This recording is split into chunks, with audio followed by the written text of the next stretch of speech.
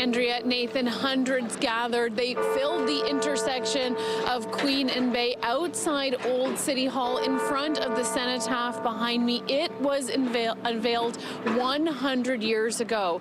During the ceremony, soldiers stood in front of the cenotaph in uniforms dating back to the First and Second World War, as well as the present day.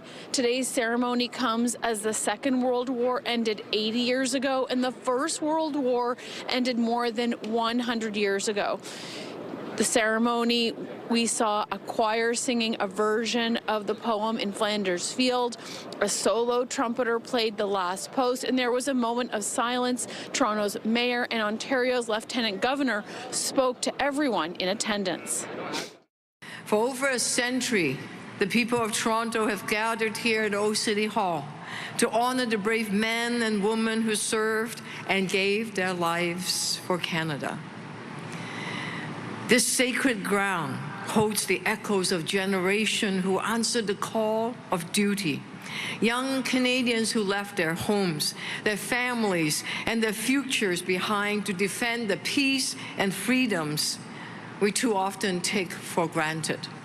100 years ago, the names of the battles in the Great War were engraved on the sides of this monument.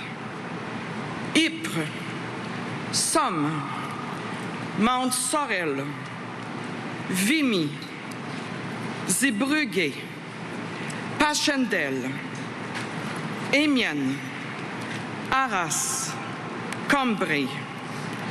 For 100 years, they have served as stark reminders of the sacrifices made by Canadian soldiers and as testaments of their valor.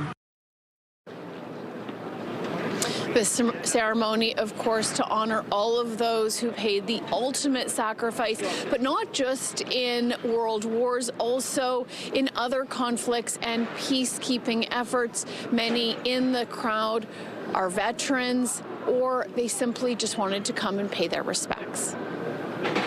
I was in when we used to call it the dark days, where there wasn't as much public support, and so I think it's really refreshing to see and a lot more public support now. And I think people are, especially with sort of younger veterans, it's more in the public eye. I think for a while it was really being forgotten, and I think that really helps get the messages across. And I think we also come out just to support each other.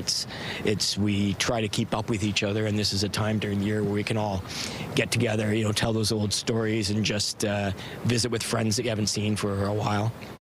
It's incredibly important to remember, particularly in these troubled times, I think, when there's just so much going on in the world, to remember these sacrifices and what they were sacrificed for, the values they died for, never more important than today.